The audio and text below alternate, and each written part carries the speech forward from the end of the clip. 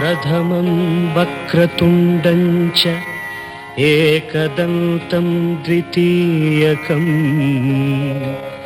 एकादशं गणपतिं द्वादशं तु गजाननं द्वादशैतानि नामानि त्रिसन्ध्ययः पठे नरः न च विघ्नभयं तस्य सर्वसिद्धिकरं प्रभो.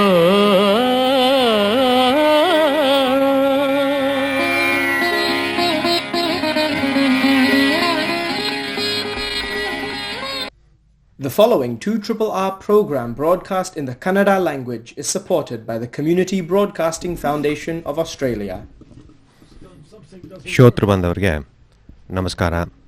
ಶ್ರೀ ವಿಶ್ವಾವಸುನಾಮ ಸಂವತ್ಸರ ಉತ್ತರಾಯಣೆ ವೈಶಾಖ ಮಾಸ ಶುಕ್ಲಪಕ್ಷ ಚತುರ್ದಶಿ ಮೇ ತಿಂಗಳ 11ನೇ ತಾರೀಕು ಇವತ್ತಿನ 2RRR ನಿಲಯದ ಸಿಡ್ನಿ ಕನ್ನಡವಾಣಿ ಬಾನುಲಿ ಕಾರ್ಯಕ್ರಮಕ್ಕೆ ನಿಮ್ಮನ್ನು ಸ್ವಾಗತ ಕೋರ್ತಾ ಇದ್ದೀನಿ. ನಾನು ಮಹೇಶ್ ರಾವ್. ಇವತ್ತಿನ ನೇರ ಪ್ರಸಾರ 2RRR ನಿಲಯದ ಹೆನ್ಲಿ ಸ್ಟುಡಿಯೋಯಿಂದ ಮೂಡಿ ಬರ್ತಾ ಇದೆ. ನಿಮಗೆಲ್ಲರಿಗೂ ತಿಳಿದಂತೆ ನಮ್ಮ ಸಿಡ್ನಿ ಕನ್ನಡವಾಣಿ ಬಾನುಲಿ ಕಾರ್ಯಕ್ರಮ ಪ್ರತಿ ಭಾನುವಾರ 1-2 2RRR ಕ್ಷೇತ್ರದ 88.5 FM ತರಾಂಗಾಂತರದಲ್ಲಿ, ಅಂತರ್ಜಾಲದಲ್ಲಿ ಟ್ಯೂನ್ಇನ್ ರೇಡಿಯೋ.ಕಾಮ್ನಲ್ಲಿ ಹಾಗೂ ನಿಮ್ಮ ಮೊಬೈಲ್ ಫೋನ್ ಟ್ಯಾಬ್ಲೆಟ್ಗಳಲ್ಲಿ ಸಿಂಪಲ್ ರೇಡಿಯೋ ಅಂತ ಆ್ಯಪ್ನ ಡೌನ್ಲೋಡ್ ಮಾಡಿದ್ರೆ ನಮ್ಮ ಕಾರ್ಯಕ್ರಮನ ನೀವು ಕೇಳಬಹುದು. ಅಲ್ಲದೆ ನಮ್ಮ ಕಾರ್ಯಕ್ರಮ ಮುಗಿದ ಮೇಲೆ ನಮ್ಮ ಕಾರ್ಯಕ್ರಮದ ರೆಕಾರ್ಡಿಂಗ್ನ ನಮ್ಮ ಫೇಸ್ಬುಕ್ ಪೇಜ್ನಲ್ಲಿ ಹಾಗೂ ಯೂಟ್ಯೂಬ್ ಪೇಜು, ಹೋದ ವಾರದಿಂದ ನಾವು ಯೂಟ್ಯೂಬ್ ಪೇಜ್ ಒಂದು ಶುರು ಮಾಡಿದ್ದೇವೆ. ಯೂಟ್ಯೂಬ್ ಪೇಜ್ನಲ್ಲಿ ನಾವು ಅಪ್ಲೋಡ್ ಮಾಡ್ತೀವಿ. ನಿಮಗೆ ಅನುಕೂಲ ಆದಾಗ ನಮ್ಮ ಕಾರ್ಯಕ್ರಮನ ನೀವು ಕೇಳಬಹುದು. ನಿಮ್ಮ ಅಭಿಪ್ರಾಯ, ಅನಿಸಿಕೆ, ಸಲಹೆ ಹಾಗೂ ಟೀಕೆ ನಮಗೆ ಬಹಳನೇ ಮುಖ್ಯ ಹಾಗೂ ನಮ್ಮ ಕಾರ್ಯಕ್ರಮದ ಬೆಳವಣಿಗೆಗೆ ಅಗತ್ಯನೂ ಕೂಡ. ಸಿಡ್ನಿಯಿಂದ 98162777 ಇಲ್ಲ ಆಸ್ಟ್ರೇಲಿಯಾದ ಬೇರೆ ರಾಜ್ಯಗಳಿಂದ 0298162777 ಹಾಗೂ ಪ್ರಪಂಚದಾದ್ಯಂತ +61298162777ಗೆ ಕರೆ ಮಾಡಿ ನಮ್ಮ ಜೊತೆ ನೀವು ಮಾತಾಡ್ಬೋದು. ಅಲ್ಲದೆ ನಮ್ಮ ಫೇಸ್ಬುಕ್ ಪೇಜ್ ಇಲ್ಲ ಯೂಟ್ಯೂಬ್ ಪೇಜ್ನಲ್ಲಿ ಕೂಡ ನೀವು ಕಮೆಂಟ್ ಮಾಡ್ಬೋದು. ನನ್ನ ಜೊತೆ ಇವತ್ತು ಸ್ಟುಡಿಯೋಲಿ ಶ್ರೀ ಪ್ರಕಾಶ್ ದೇವ್ ಅವರಿದ್ದಾರೆ. ನಮಸ್ಕಾರ. ನಮಸ್ಕಾರ ಪ್ರಕಾಶ್. ನಮಸ್ಕಾರ ಮಹೇಶ್. ಇವತ್ತು ಬಹಳನೇ ವಿಶೇಷವಾದ ದಿನ. ಇವತ್ತು ನರಸಿಂಹ ಜಯಂತಿ ಹಾಗೂ ಅಮ್ಮಂದಿರ ದಿನಾಚರಣೆ. ಪ್ರಕಾಶ್, ಹೌದು. ಸೊ ಈ ಒಂದು ಈ ಇಂಪಾರ್ಟೆಂಟ್ ಡೇ ಇದ್ರ ಮೇಲೆ ಎಲ್ಲ ಮದರ್ಸ್ಗೂ ಮದರ್ಸ್ ಡೇ ಇದಕ್ಕಾಗಿ ಶುಭಾಶಯಗಳು ಹೇಳೋದಕ್ಕೆ ಪ್ರಯತ್ನ ಪಡ್ತೀನಿ. Okay, thank you Prakash. ಅದೇ ಉಗ್ರಂ ವೀರಂ ಮಹಾವಿಷ್ಣುಂ ಜ್ವಲಾಂತಂ ಸರ್ವತೋಮುಖಂ ನರಸಿಂಹಂ ಭೀಷಣಂ ಭದ್ರಂ ಮೃತ್ಯೋರ್ಮೃತ್ಯೋಂ ನಮಾಮ್ಯಹಂ. ನರಸಿಂಹ ಜಯಂತಿ ಹಬ್ಬದ ಶುಭಾಶಯಗಳು ಮತ್ತು ನಮಸ್ಕಾರಗಳು. ಪ್ರಕಾಶ್ ಹೇಳ್ದಂಗೆ ಇವತ್ತು ಅಮ್ಮಂದಿರ ದಿನ. ಎಲ್ಲ ಅಮ್ಮಂದರಿಗೆ ಅಮ್ಮಂದರ ದಿನದ ಶುಭಾಶಯಗಳು. ಆಮೇಲೆ ಪ್ರಕಾಶ್, ನಾವು ಅಮ್ಮಂದರು ಅಂತ ಮಾತಾಡಬೇಕಾದ್ರೆ ನಮ್ಮ ಭಾರತ ಮಾತೆ ಜ್ಞಾಪಕ ಬರುತ್ತೆ. ಭಾರತದಲ್ಲಿ ಭಾರತ ಪಾಕಿಸ್ತಾನ್ ಯುದ್ಧ ಶುರುವಾಗಿತ್ತು, ಆಪರೇಷನ್ ಸಿಂಧೂರ್. ಏನು ಹೇಳ್ತೀರಾ? ಹೌದು, ಲೇಟೆಸ್ಟಾಗಿ ನೋಡಿದ್ರೆ ನೀವು ನಿನ್ನೆ ಸೀಸ್ ಫೈರ್ ಅಂತ ಡಿಕ್ಲೇರ್ ಮಾಡಿದ್ರು. ಸೀಸ್ ಫೈರ್ ಡಿಕ್ಲೇರ್ ಮಾಡಿದ್ಮೇಲೆ ನಾವು ಸಾಯಂಕಾಲ ಅದೇ ಅಂದ್ಕೊತಾ ಇದ್ವಿ, ಒಳ್ಳೇದಾಯಿತು, ಎಷ್ಟೋ ಜನರ ಸಾವು ಆ್ಯಕ್ಚುಲಿ ಅವಾಯ್ಡ್ ಆಯಿತು ಅಂತ. ಬಟ್ ಆಮೇಲೆ ಇವತ್ತು ಬೆಳಗ್ಗೆ ಎದ್ದುಬಿಟ್ಟು ನ್ಯೂಸ್ ನೋಡಿದಾಗ ಸೀಸ್ ಫೈರ್ನ ಬಂದ್ಬಿಟ್ಟು ಅವಾಯ್ಡ್ ಮಾಡಿದ್ರು ಪಾಕಿಸ್ತಾನ ಅವರು ಅಂತ ನ್ಯೂಸ್ ಕೇಳ್ಬಿಟ್ಟು ತುಂಬ ಬೇಜಾರಾಯಿತು. ಬಿಕಾಸ್ ಸೀಸ್ ಫೈರ್ ಅನ್ನೋದು ಆ್ಯಕ್ಚುಲಿ ಒಳ್ಳೆ ಡಿಸಿಷನ್ನು. ಎಷ್ಟೋ ಸಾವು ಅವಾಯ್ಡ್ ಮಾಡ್ಬೋದಾಗಿತ್ತು. ಪ್ಲಸ್ ಮಾತಾಡ್ಬಿಟ್ಟು ಎಷ್ಟೋ ಡೈಲಾಗ್ ಮಾಡಿಕೊಂಡು ಎಷ್ಟೋ ಡಿಸಿಷನ್ ಮಾಡ್ಬೋದಾಗಿತ್ತು. ಅದು ಬಿಟ್ಬಿಟ್ಟು ಯುದ್ಧ ಮತ್ತೆ ಸ್ಟಾರ್ಟ್ ಆಗಿದೆ. ಸೊ ಅದನ್ನು ನೋಡಿ ಒಂಥರ it's not A good decision ಅಂತ ಹೇಳ್ಬೋದು. ಸೊ ನೋಡ್ಬೇಕೇನಾಗುತ್ತೆ ಅಂತ. ಅದೇ ಮೇ 7ನೇ ತಾರೀಕು ಪಾಕ್ ಹಾಗೂ POKನಲ್ಲಿ ಭಯೋತ್ಪಾದಕರನ್ನ ಟಾರ್ಗೆಟ್ ಮಾಡಿ ಅಟ್ಯಾಕ್ ಶುರು ಮಾಡಿದ್ರು. ಹೌದು, ಇದು ಆಬ್ವಿಯಸ್ಲಿ 22 ಏಪ್ರಿಲ್ ನಡೆದ ಪಹಲ್ಗಾಮ್ ಭಯೋತ್ಪಾದಕ ದಾಳಿ ಪ್ರಯುಕ್ತವಾಗಿ ಪ್ರತಿಕ್ರಿಯೆ ಕಾರ್ಯಾಚರಣೆ ಶುರು ಮಾಡಿತ್ತು ಭಾರತ. ಟೆರರಿಸ್ಟ್ ಕ್ಯಾಂಪ್ಗಳಲ್ಲಿ ಟಾರ್ಗೆಟ್ ಮಾಡಿದ್ದು 25 ನಿಮಿಷದಲ್ಲಿ 24 ಮಿಸೈಲ್ ಸ್ಟ್ರೈಕ್ ಮಾಡಿದ್ರಂತೆ. ಹ್ಯಾಮರ್ ಬಾಂಬ್ಸು ಮತ್ತು ಸ್ಕ್ಯಾಲ್ಪ್ ಮಿಸೈಲ್ಸು ಭಾರತ. ಪಾಕಿಸ್ತಾನ ಅದಕ್ಕೆ ರಿಟೇಲಿಯೇಟ್ ಮಾಡ್ತು, ಸಿವಿಲಿಯನ್ಸ್ನ ಟಾರ್ಗೆಟ್ ಮಾಡಿದ್ರು. ಸೊ ಅದು ಸ್ವಲ್ಪ ವಾಸ್ ನಾಟ್ ರೈಟ್ ಅನ್ಸುತ್ತೆ. ಭಾರತ ಕಂಪ್ಲೀಟಾಗಿ ಬ್ಲ್ಯಾಕ್ಔಟ್ ಆರ್ಡರ್ ಮಾಡ್ತು. ಪಾಕಿಸ್ತಾನ 300 ಡ್ರೋನ್ಗಳನ್ನ ಉಪಯೋಗಿಸಿ 36 ಲೊಕೇಶನ್ನ ಟಾರ್ಗೆಟ್ ಮಾಡಿದ್ರಂತೆ. ಹೌದು. ಆಮೇಲೆ ನಮ್ಮ ಭಾರತದ ಕೌಂಟರ್ ಡ್ರೋನ್ ಸ್ಟ್ರೈಕ್ ಮಾಡಿ ಅದನ್ನು ನ್ಯೂಟ್ರಲೈಸ್ ಮಾಡಿದ್ರು ಅಂತ ನಾವೆಲ್ಲ ಕೇಳಿಬರ್ತಾ ಇದೆ. ಕರೆಕ್ಟ್. ಅಂತೂ ನಿನ್ನೆ ಭಾರತ ಪಾಕಿಸ್ತಾನ ಸೀಸ್ ಫೈರ್ ಒಪ್ಪಂದ ಆಗಿದೆ ಅಂತ ಗೊತ್ತಾಗಿದೆ. ಬಟ್ ಆದ್ರೂ ನೀವು ಹೇಳ್ದಂಗೆ ಫೈರಿಂಗ್ ಇನ್ನೂ ಆಗ್ತಾಯಿದೆ, ಕ್ರಾಸ್ ಬಾರ್ಡರ್ ಫೈರಿಂಗ್ ಇನ್ನೂ ಆಗ್ತಾಯಿದೆ. ಏನಾಗುತ್ತೋ ನೋಡೋಣ. ಒಂದು ವಿಶೇಷ ಅಂದರೆ, ನನಗೆ ಗೊತ್ತಿದ್ದಂಗೆ ಇವಾಗ ನನ್ನ ಜೀವನದಲ್ಲಿ ಮೊದಲನೆಯ ಬಾರಿ ಎಲ್ಲ ಪೊಲಿಟಿಕಲ್ ಪಾರ್ಟಿಗಳು ಯುನೈಟೆಡ್ ಆಗಿ ಸೆಂಟ್ರಲ್ ಗೌರ್ಮೆಂಟ್ಗೆ ಸಪೋರ್ಟ್ ನೀಡ್ತಾ ಇದೆ ಅನ್ನಿಸ್ತು. ಕರೆಕ್ಟ್. ಸೊ ಒಂದೇ ಒಂದು ಫೋಕಸ್ಸು, ಒಂದೇ ಗುರಿ, ಅದು ಒಳ್ಳೆಯದು ಅಂತ ನನಗನ್ಸುತ್ತೆ. ಕರೆಕ್ಟ್. ಸೊ ಹೀಗೆ ಹೇಳ್ತಾ ನಮ್ಮ ಭಾರತ ಮಾತೆಗೂ ಕೂಡ ಅಮ್ಮಂದಿರ ದಿನದ ಶುಭಾಶಯ ಮತ್ತು ನಮಸ್ಕಾರಗಳನ್ನ ಹೇಳೋಣ. ಜೈ ಹಿಂದ್. ಜೈ ಹಿಂದ್. ಆಮೇಲೆ ಅಮ್ಮಂದರು ಅಂದರೆ ಒಂದು ಎಮೋಷನ್. ಅದ್ರ ಮುಂಚೆ ಒಂದು ಹಾಡು ಕೇಳೋಣ ಪ್ರಕಾಶ್. ಓಕೆ.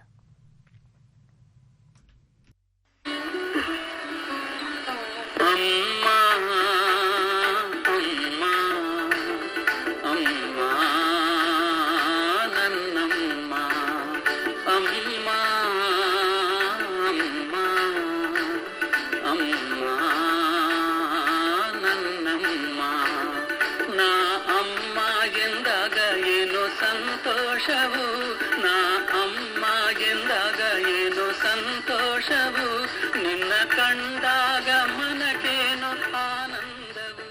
ಅಮ್ಮ ಅಮ್ಮ ಅಮ್ಮ ನನ್ನಮ್ಮ. ಅದೇ ಪ್ರಕಾಶ್ ಹೇಳ್ದಂಗೆ ಅಮ್ಮ ಅಂದರೆ ಒಂದು ಎಮೋಷನ್, ಒಂದು ಭಾವನೆ. ನನ್ನ ಪ್ರಕಾರ ಅಮ್ಮನಿಗೆ ಅಟ್ಲೀಸ್ಟ್ ನಾನು ನಮ್ಮಣ್ಣ ಯಾವಾಗಲೂ ಅದೇ ಮಾತಾಡ್ಕೊತಾ ಇದ್ವಿ. ನಮ್ಮ ಅಮ್ಮನಿಗೆ ಒಂದು ಬಹಳನೇ ಅವತಾರಗಳಿತ್ತು ಅನಿಸುತ್ತೆ. ಬಟ್ ವೆರಿ ಇಂಪಾರ್ಟೆಂಟಾಗಿ 2 ಅವತಾರಗಳಿತ್ತು. ಒಂದು ಬಂದು ಅನ್ಕಂಡೀಷ್ನಲ್ ಲವ್. ಹೌದು. Unwavering support. ಏನೇ ಮಾಡಲಿ ಮಕ್ಕಳು ಅಂದರೆ ಸಪೋರ್ಟ್ ಮಾಡೋರು. ಹೌದು. ಇನ್ನೊಂದು ನಾವು ಕರಿತಾ ಇದ್ವಿ ಮಾಮ್ಸ್ಟರ್ ಅಂತ. ಮಾನ್ಸ್ಟರ್ ಅಲ್ಲ, ಮಾಮ್ಸ್ಟರ್ ಅಂತ ಹೇಳಿದ್ರೆ ಅಮ್ಮ ಅಂದರೆ ಭಯ. ಹೌದು. ಸೊ ಅದು 2 ಇಂಪಾರ್ಟೆಂಟ್ ಜ್ಞಾಪಕ ಬರುತ್ತೆ. ನಿಮಗೇನು ಅನ್ಸುತ್ತೆ ಪ್ರಕಾಶ್? ನನಗೆ ನೀವು ಹೇಳ್ದಂಗೆ ಅಮ್ಮ ಅಂದರೆ unconditional no doubt Mahesh. Because ನೋಡಿ, ನಾನು ದೊಡ್ಡ ಫ್ಯಾಮಿಲಿಯಿಂದ ಹುಟ್ಟು ಬೆಳೆದಿರೋದು. ಲೈಕ್ ನಮ್ಮ ತಾಯಿಗೆ 9 ಜನ ಮಕ್ಕಳು ನಾವು, ನಾನೇ ಕಡೆಯವನು. ಸೊ ನಾನು ಸುಮಾರು ನೋಡ್ಬಿಟ್ಟಿದ್ದೀನಿ. ನಮ್ಮ ತಾಯಿ ಲೈಕ್ 2015 ತೀರೋದ್ರು. ಸೊ 2015 ತನಕ I had A very good experience ನಮ್ಮ ತಾಯಿ ಜೊತೆ. ಸೊ ನಮ್ಮ ತಾಯಿ ಬಗ್ಗೆ ಮಾತಾಡೋ ಮುಂಚೆ ನಾನು ಇನ್ನೊಂದೆರಡು ಪಾಯಿಂಟ್ ಮಾತಾಡಬೇಕು ಅಂತ ಇಷ್ಟಪಡ್ತೀನಿ. ಹೇಳಿ. So let's go back to Adi Shankaracharya ಬಗ್ಗೆ ಒಂದು 10 ಸೆಕೆಂಡ್ ಮಾತಾಡ್ತೀನಿ. ಅವ್ರದ್ದು ಎಕ್ಸಾಂಪಲ್ ನೋಡಿದ್ರೆ, ಅವ್ರ ಹಿಸ್ಟ್ರಿ ನೋಡಿದ್ರೆ, ಅವರು ತಾಯಿ ಬಗ್ಗೆ ಎಷ್ಟು ಒಂದು ಮಮಕಾರ ಇದೆ ನೋಡಿ ಅವ್ರಿಗೆ. ಅವ್ರ ತಾಯಿಗೆ ನೀರು ತರೋದಕ್ಕೆ ನದಿ ದೂರ ಇತ್ತಂತೆ, 1 ಕಿಲೋಮೀಟರ್ ದೂರ ಹೋಗ್ಬಿಟ್ಟು ನೀರು ತರ್ತಾ ಇದ್ರು. ಸೊ ಮಗನಿಗೆ ಕೇಳ್ಕೊಂಡಿದ್ದ ತಕ್ಷಣ ಆ ನದಿನೇ ಮನೆಯಿಂದ ತರಿಸ್ಬಿಟ್ರಂತೆ ಶಂಕರಾಚಾರ್ಯ. ಅಂದರೆ ತಾಯಿ ಬಗ್ಗೆ ನೋಡಿ ಅವರು ಎಷ್ಟು ಇಂಪಾರ್ಟೆನ್ಸ್ ಕೊಡ್ತಾ ಇದ್ರು ಅಲ್ವಾ. ಸೊ ಅದೇ ಥರನೇ ನೀವು ಕಂಚಿ ಪರಮಾಚಾರ್ಯ, ಕಂಚಿ ಶಂಕರಾಚಾರ್ಯ ನೋಡಿದ್ರೆ ಅವರು ಅಷ್ಟೇ ಸಮಾಧಿ ತಗೊಳ್ಳೋ ಮುಂಚೆ ಅವ್ರು ಕೇಳಿದೊಂದೇ ಒಂದಂತೆ, ತಾಯಿ ಫೋಟೋ ನಂಗೆ ತಂದು ತೋರಿಸಿ ಅಂದ್ಬಿಟ್ರೆ. ಸೊ ತಾಯಿ ಫೋಟೋ ನೋಡ್ಬಿಟ್ಟು ಸಮಾಧಿ ತೊಗೊಂಡಂತೆ ಅವರು. ಇದೆಷ್ಟೋ ಜನಗಳು ಗೊತ್ತಿಲ್ಲ ಆ್ಯಕ್ಚುಲಿ ಇದು. ಬಟ್ ಇದೆಲ್ಲ ನಾನು ಓದ್ತಾ ಇರ್ಬೇಕಾದ್ರೆ ನೋಡಿದೆ. ಸೊ ತಾಯಿ ಅಂದರೆ it's A very important figure in the family ಅಲ್ವಾ. ಖಂಡಿತ ಪ್ರಕಾಶ್. ನಾವು ಅದೇ ಹೇಳ್ತೀವಿ, ದೇವ್ರನ್ನ ನಾವು ನೋಡೇ ಇಲ್ಲ ಅಂತ. ಬಟ್ ಅಪ್ಪ ಅಮ್ಮದು ಇರ್ತಾರೆ. ಆ್ಯಂಡ್ ಅಮ್ಮಂದರು ಎಸ್ಪೆಷಲಿ ಕರೆಕ್ಟ್, ಕಣ್ಣಿಗೆ ಕಾಣುವ ದೇವರು. ಕರೆಕ್ಟ್. ಸೊ ಮದರ್ಸ್ ಡೇ ಅಂತ ನಾವು ಒಂದಿನ ಸೆಲೆಬ್ರೇಟ್ ಮಾಡ್ತೀವಿ. ನನಗೆ ಕೇಳಿದ್ರೆ ತಾಯಿಗೆ ಎವ್ರಿ ಡೇ ನೆನೆಸ್ಕೋಬೇಕು ನಾವು ಅಲ್ವಾ. ಖಂಡಿತ ಪ್ರಕಾಶ್. ಆಮೇಲೆ ಅದೇ ನಾನು ನೀವು ಕೈಲಾಸ ಯಾತ್ರೆಗೆ ಹೋಗಿದ್ವಿ. ಅದು ಪರಿಕ್ರಮ ಮಾಡಬೇಕಾದ್ರೆ ನಾವು ಅದೇ ಅಂದ್ಕೊಂಡ್ವಿ, ಕಷ್ಟವಾಗಿದೆ ಅಂದ್ಬಿಟ್ಟು ಅಂತ. ಅದು ನಡಿಬೇಕಾದ್ರೆ ನಾವು ಅದು 3 ದಿನ ಪರಿಕ್ರಮ ಮಾಡಬೇಕಾದ್ರೆ ನಮ್ಮ ಪ್ರಿಪ್ರೇಷನ್ನು ಎಲ್ಲ ಇತ್ತು. ಅಲ್ಲಿ ಹೋಗ್ಬೇಕಾದ್ರೆ ನಿಮಗೆ ಜ್ಞಾಪಕ ಇದೆಯಾ? ಜ್ಞಾಪಕ ಇರುತ್ತೆ ಖಂಡಿತವಾಗಿ. ಒಂದು ತಾಯಿ ಒಂದು ಚಿಕ್ಕ ಮಗು ಪ್ಲಾಸ್ಟಿಕ್ ಕವರ್ ಇಟ್ಕೊಂಡು ಈ ಅಮ್ಮ ಕೈಲಾಸ ಬೆಟ್ಟನ ಹೆಜ್ಜೆ ನಮಸ್ಕಾರ ಮಾಡ್ತಿದ್ರು. ನಾವದು 58 ಕಿಲೋಮೀಟ್ರ್ ಏನೋ 3 ದಿನನೋ ಏನೋ ಅಂತ ಹೇಳ್ತಿದ್ರು. ಕರೆಕ್ಟ್. ಬಟ್ ಅವರು ಅದು ಹೆಜ್ಜೆ ನಮಸ್ಕಾರ ಮಾಡೋದಕ್ಕೆ 6 ವಾರನೋ 7 ವಾರನೋ ಏನೋ ಅಂತಿದ್ರು. ಕರೆಕ್ಟ್. ಅದು ಮಾಡೋದು ಯಾವುದಕ್ಕೆ? ಅಮ್ಮಂದರಿಗೆ ಇರೋದು ಒಂದೇ ಸಂಸಾರ, ಅದರಲ್ಲೂ ಮಕ್ಕಳು ಅಷ್ಟೇ. ಅವರು ಇಡೀ ಜೀವನ ಮಕ್ಕಳು. ಅಮ್ಮ ಆಗೋ ತನಕ ಬೇರೆ ಇರುತ್ತೆ, but priority wise I think ಎಲ್ಲ ಅಮ್ಮಂದರಿಗೂ ಮಕ್ಕಳು ಅಷ್ಟೇ. ಮಕ್ಕಳೇ ಅವ್ರ ಜೀವನ. ಕರೆಕ್ಟ್. ಸೊ ಅದೇ ಅದನ್ನು ಹೇಳ್ತಾ ಈಗ ನಮ್ಮ ಸಮುದಾಯದ ಕೆಲವರಿಂದ ಮೆಸೇಜಸ್ ಬಂದಿದೆ, ಅದನ್ನು ಈಗ ಕೇಳೋಣ. ಓಕೆ. ನಮಸ್ಕಾರ. ಇವತ್ತು ಕ್ಯಾಲೆಂಡರ್ ಪ್ರಕಾರ ಮದರ್ಸ್ ಡೇ, ಮಾತೃ ದಿನಾಚರಣೆ. ಎಲ್ಲ ಅಮ್ಮಂದಿರಿಗೆ, ಅಜ್ಜಿಯರಿಗೆ, ದೊಡ್ಡಮ್ಮ, ಚಿಕ್ಕಮ್ಮ, ಸಾಕು ತಾಯಿ, ಮಲತಾಯಿ ಹಾಗೂ ತಾಯಿಯ ಸ್ಥಾನದಲ್ಲಿ ಇರುವ ಎಲ್ಲರಿಗೂ ಅನೇಕಾನೇಕ ಶುಭ ಹಾರೈಕೆಗಳು. ಇಂದಿನ ಪೀಳಿಗೆಗೆ ಅಮ್ಮನ ಒಂದು ಸಣ್ಣ ಕವನ. ಅಮ್ಮ ಎಂದರೆ ತ್ಯಾಗಮಯಿಯ ಕಿರೀಟ ತೊಡಿಸಿ, ಬಲಿದಾನದ ಭರ್ಜರಿ ಶಾಲು ಹೊದಿಸಿ, ಅವಳನ್ನು ದೇವಿಯಾಗಿಸಿ ಮಂಟಪದಲ್ಲಿ ಕೂರಿಸಿ, ಬಾಗಿಲು ಮುಚ್ಚಿ ಅವಳನ್ನು ಮರೆತು ಬಿಡುವುದಲ್ಲ.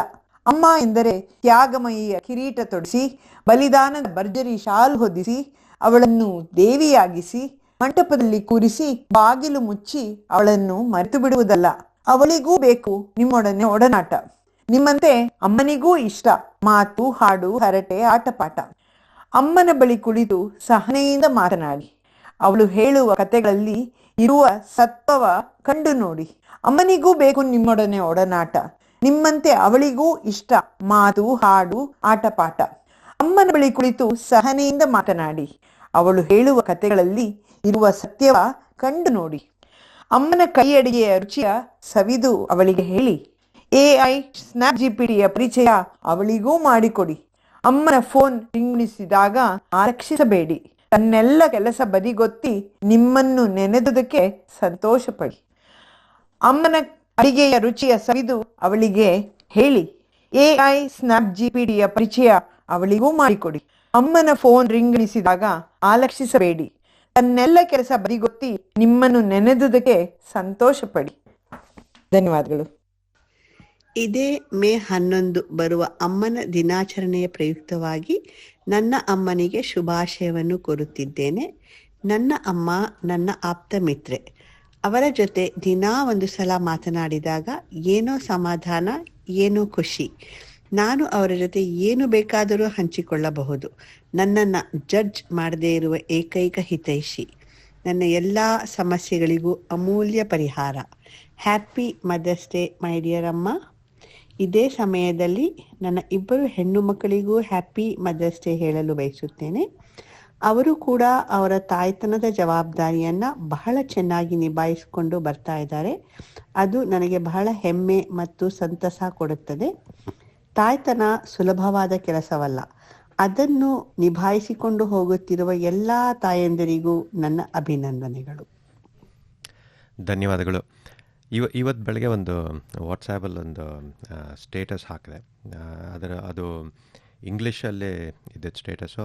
ಅದೇನು ಹೇಳುತ್ತೆ ಅಂದರೆ, it is not easy being a mother. If it was easy fathers would do it ಅಂತ. ಸೊ ಹಂಗೆ ಹೇಳಬೇಕು ಅಂದರೆ ಅದೇ ಆಂಟಿ ಹೇಳ್ದಂಗೆ ಕರೆಕ್ಟ್. ಅಮ್ಮಂದರು ಅಂದರೆ ಅದೇ ಆಗ ಸ್ಟಾರ್ಟ್ ಆಗತ್ತೆ. ಹೌದು. ಅದು ಜೀವನ ಪೂರ್ತಿ ಅವರಿಗೆ ಬರೀ ಮಕ್ಕಳು ಮಕ್ಕಳು ಮಕ್ಕಳು ಅಂತ. ಕರೆಕ್ಟ್. ಆ ಸ್ಥಾನ ಯಾರೂ ತೊಗೊಳಕ್ಕಾಗಲ್ಲ. ಖಂಡಿತ ಪ್ರಕಾಶ್. ಆಮೇಲೆ ಅಮ್ಮಂದರು ಅಂತ ಬಂದರೆ ಶಿಸ್ತು, ಕಲೆ ಇರ್ಬೋದು, ಇಲ್ಲ ಸ್ವಿಮ್ಮಿಂಗ್ ಇರ್ಬೋದು, ನೀವು ಮ್ಯೂಸಿಕ್ ಇರ್ಬೋದು, ಯಾವುದೇ ಇನ್ಸ್ಟ್ರೂಮೆಂಟ್ಸ್ ಇರ್ಬೋದು, ಫಸ್ಟು ಹಾಕಿ ದಬ್ಬೋರು ಅಮ್ಮಂದರೆ ಅಲ್ವಾ? ಹೌದು, ಕರೆಕ್ಟ್. ಸೊ ಹಲವಾರು ಮೆಮೊರಿಗಳು. ನಾ ಹೇಳ್ದಂಗೆ 2 ಅವತಾರಗಳು ನಮ್ಮಮ್ಮಂದು. ಒಂದು ಅನ್ಕಂಡೀಷ್ನಲ್ ಲವ್, ಇನ್ನೊಂದು ಮಾಮ್ಸ್ಟರ್ ಅಂತ. ಇನ್ನೊಂದೇನೆಂದರೆ ನನಗನ್ಸುತ್ತೆ ಅಮ್ಮಂದರು ಜಾಕ್ ಆಫ್ ಆಲ್ ಟ್ರೇಡ್. ಎಲ್ಲ ಗೊತ್ತಿರುತ್ತೆ ಅವ್ರಿಗೆ, ಎಲ್ಲ ಕರೆಂಟ್ ಅಫೇರ್ಸು. ಈಗಿನ ಅಮ್ಮಂದರು ಎಲ್ಲ ವರ್ಕಿಂಗ್ ಮದರ್ಸು. ಸಮಯ ಕಳೆದಂಗೆ ಪ್ರಕಾಶ್ ನಮಗೂ ಮೆಚುರಿಟಿ ಜಾಸ್ತಿ ಆಗುತ್ತೆ. ನಾವು ನನಗನ್ಸುತ್ತೆ maybe we take initial ಇಯರ್ಸಲ್ಲಿ ಮೇ ಬಿ ವಿ ಟೇಕ್ ನಮ್ಮ ಮದರ್ನ we take them for granted ಅಂತ. ಹೌದು ಅಲ್ವಾ? ಕರೆಕ್ಟ್. ನೀವು ಹೇಳ್ದಂಗೆ ನಮ್ಮನೇಲಿ ನಮ್ಮ ತಾಯಿನೂ ಅಷ್ಟೇ ಮಹೇಶ್, ನಮಗೆ ತುಂಬ ಪ್ರೀತಿ ವಿಶ್ವಾಸ ನಾನು ಇದು ನೋಡ್ಕೊತಾ ಇದ್ರು, ಮಾಡ್ತಾ ಇದ್ರು. ಡಿಸಿಪ್ಲಿನ್ ಅಂತ ಬಂದಾಗ ಚೆನ್ನಾಗಿ ಕೊಡೋರು ನಮ್ಗೆ, ಬೀಸೋರು ಇಟ್ಕೊಂಡು ಆ ಟೈಮಲ್ಲಿ. ಬಟ್ ಅವಾಗ ಅನ್ಸುತ್ತೆ ಬೀಸ್ಬಿಟ್ ಮೇಲೆ ಒಂಥರ ಅಫೆಕ್ಷನ್ ಇದಾಗತ್ತಾ ಅಂತ. ಇಲ್ಲ, ಚಾನ್ಸೇ ಇಲ್ಲ ಅದು.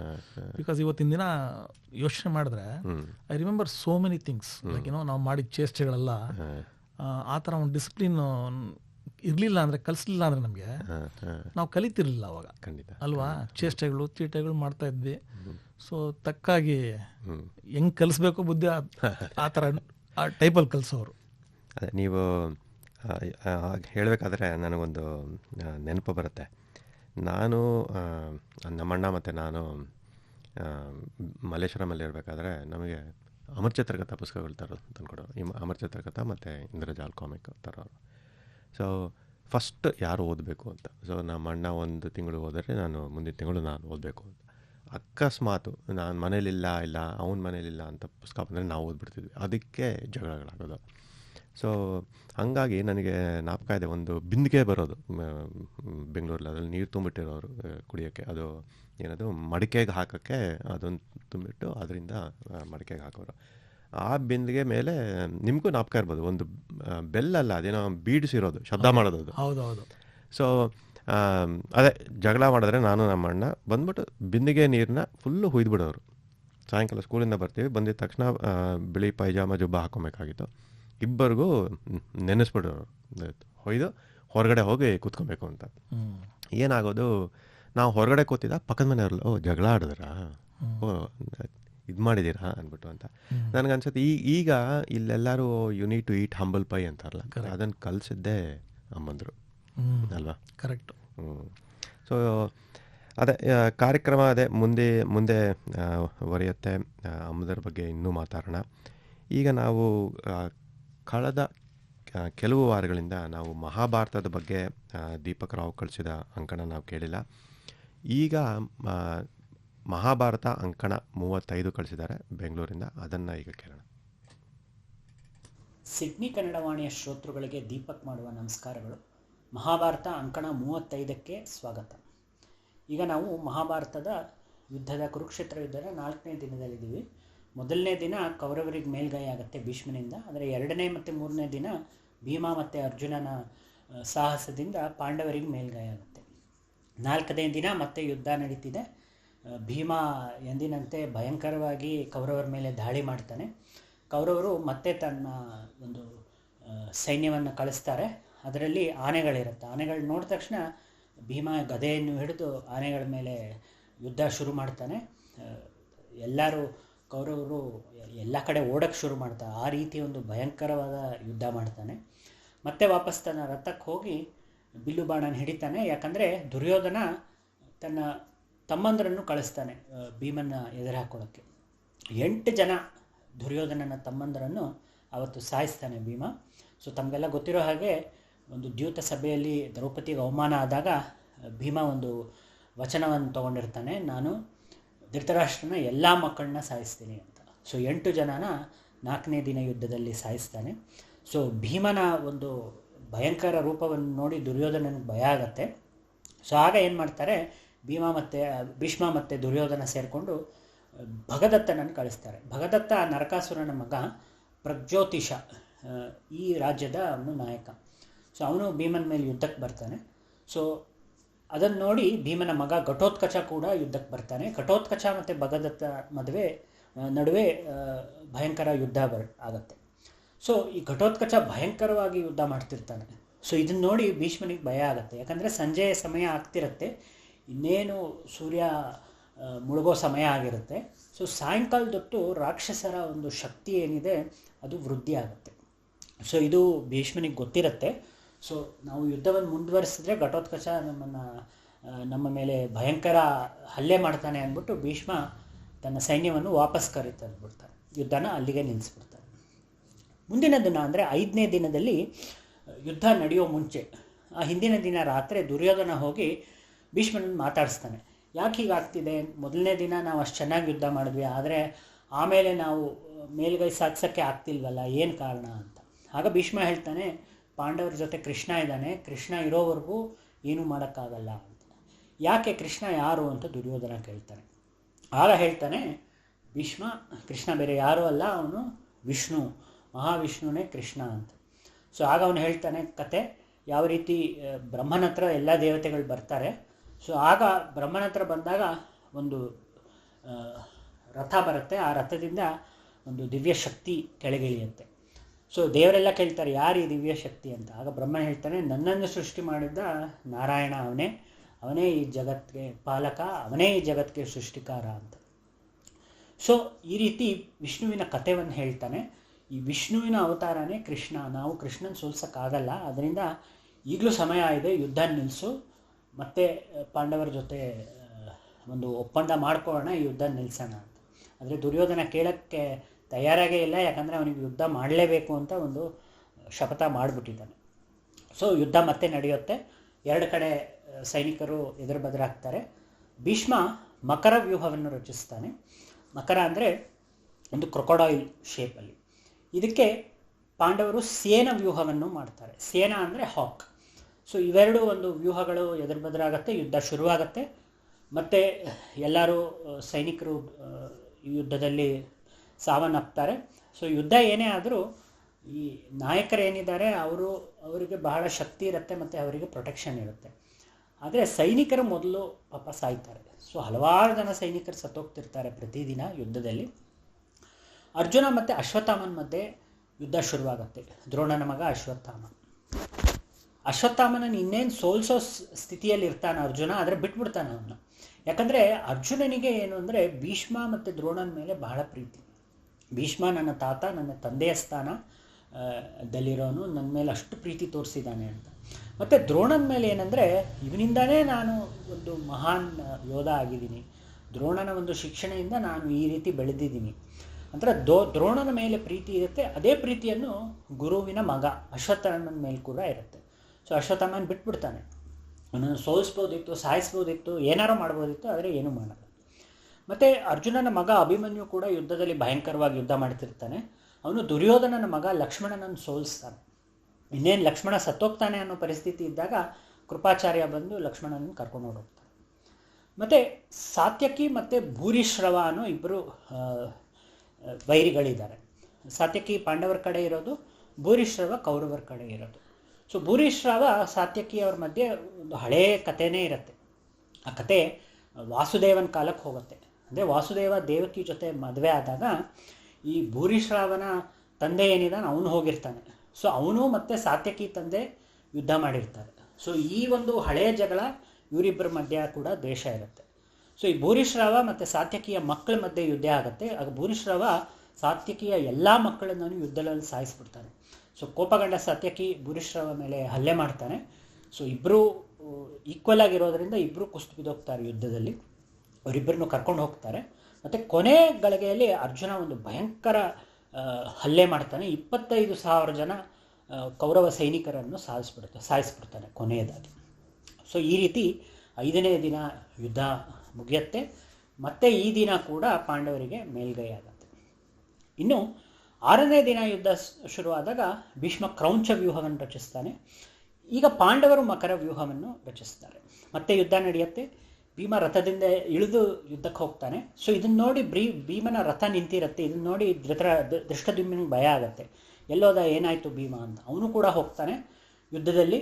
ಸೊ ಅವನು ವಾಪಸ್ ಬರಲ್ಲ. ಇದನ್ನು ನೋಡಿ ಯುಧಿಷ್ಠಿರನಿಗೆ ಯೋಚನೆ ಆಗುತ್ತೆ. ಅಭಿಮನ್ಯುನ ಕಳಿಸ್ತಾನೆ, ನೀನು ಒಂದು ಸೇನೆಯನ್ನು ತೊಗೊಂಡು ಹೋಗಿ ನಿಮ್ಮ ಚಿಕ್ಕಪ್ಪರಂದರು ಕಾಪಾಡ್ಕೋ ಅಂತ.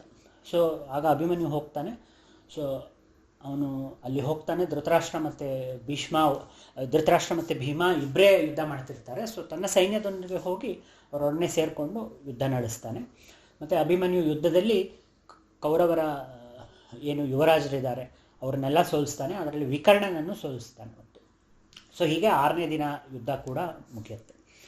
ಮತ್ತು ಮುಂದೆ ಯುದ್ಧ ಹೇಗೆ ಮುಂದುವರೆತು, 7ನೇ ದಿನ ಏನೇನು ನಡೀತು, ಮತ್ತು ಪಾಂಡವರಿಗೆ ಯಾವ ರೀತಿ ಒಂದು ನಷ್ಟ ಆಯಿತು ಅಥವಾ ಅಡ್ವಾಂಟೇಜ್ ಆಯಿತು, ಇದನ್ನು ಮುಂದಿನ ಅಂಕಣಗಳಲ್ಲಿ ನೋಡೋಣ. ಈ ಅಂಕಣಕ್ಕೆ ಇಷ್ಟೇ. ನಮಸ್ಕಾರ. ಧನ್ಯವಾದಗಳು ದೀಪಕ್ ರಾವ್. ಸೊ ಪ್ರಕಾಶ್, ದೀಪಕ್ ರಾವ್ ಈಗ ಒಂದು 35 ಅಂಕಣ ಕಳಿಸಿದ್ದಾರೆ ಮಹಾಭಾರತದ ಬಗ್ಗೆ. ಓಕೆ. ತುಂಬಾ ಚೆನ್ನಾಗಿದೆ. ತುಂಬ ರಿಸರ್ಚ್ ಮಾಡ್ತಾರೆ. ಅವರು ಬಹಳನೇ ಪುಸ್ತಕಗಳು ಬರೆದಿದ್ದಾರೆ. ಅಭಿಮನ್ಯು ಅಂತಾರಲ್ಲ, ಓಕೆ, ಅಭಿಮನ್ಯು ಬಗ್ಗೆ ಒಂದು ಪುಸ್ತಕ ಬರೆದಿದ್ದಾರೆ. ಅದು ಬಹಳನೇ ಚೆನ್ನಾಗಿದೆ. ಅದ್ರ ಬಗ್ಗೆ ಒಂದು ವಿಶೇಷ ಕಾರ್ಯಕ್ರಮ ಮಾಡಬೇಕು ಅಂತ ಅದೇ ದೀಪಕರಾವ್ ಮತ್ತು ನಾನು ಮಾತಾಡ್ತಿದ್ವಿ. ಸೊ ಮುಂದಿನ ತಿಂಗಳುಗಳಲ್ಲಿ ಅದನ್ನು ತರೋಣ ಅಂತ. Okay okay.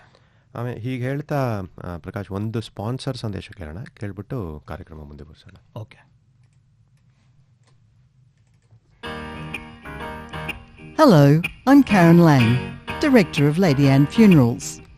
We are a family-owned and operated business in Sydney, and we have proudly served our local community for over 18 years. Lady Anne Funerals aims to exceed expectations by fulfilling client requests to remember and honour their recently passed loved ones. Throughout the process, clients are supported by the same funeral arranger from the small team of ladies in the office at Gladesworth.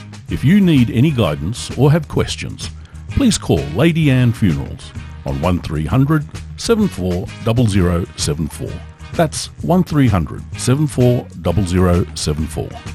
Lady Anne Funerals, where every family is special.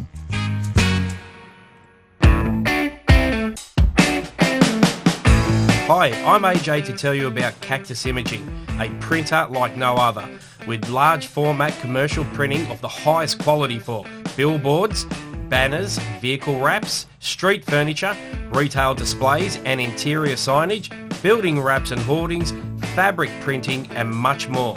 Yes, 2RRR sponsor Cactus Imaging, a printer like no other. For further inquiry, go to cactusimaging.com.au.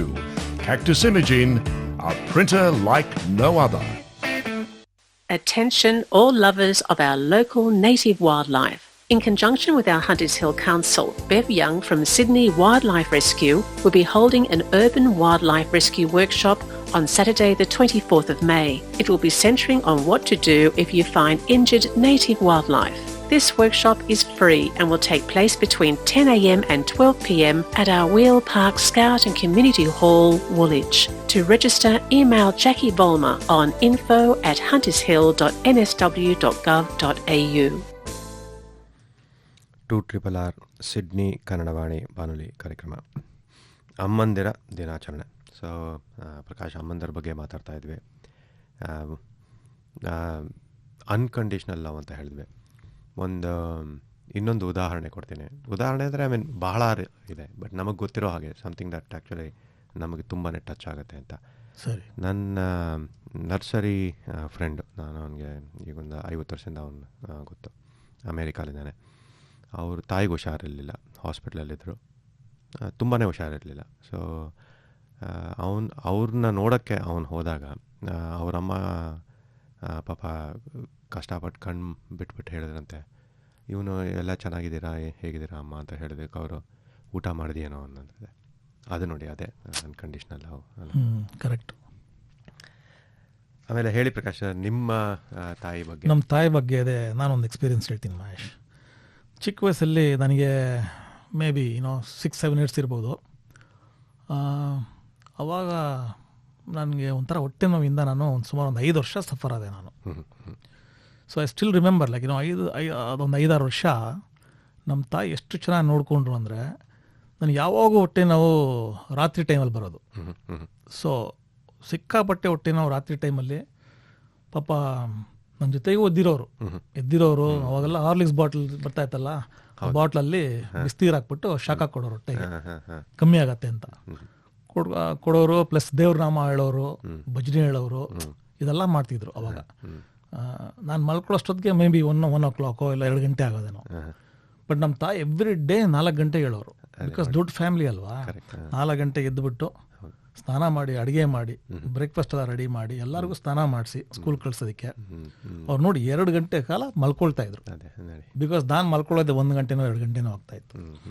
So ಇದೆಲ್ಲ ನೆನೆಸ್ಕೊಂಡ್ರೆ ನಿಜವಾಗ್ಲೂ like you can't repay, ಅದನ್ನು repay ಮಾಡೋಕ್ಕೆ ಸಾಧ್ಯನೇ ಇಲ್ಲ, ಖಂಡಿತ ಅಲ್ವಾ? So ಆ ಥರ ಬೇಕಾದಷ್ಟು ಘಟನೆ ಇದೆ.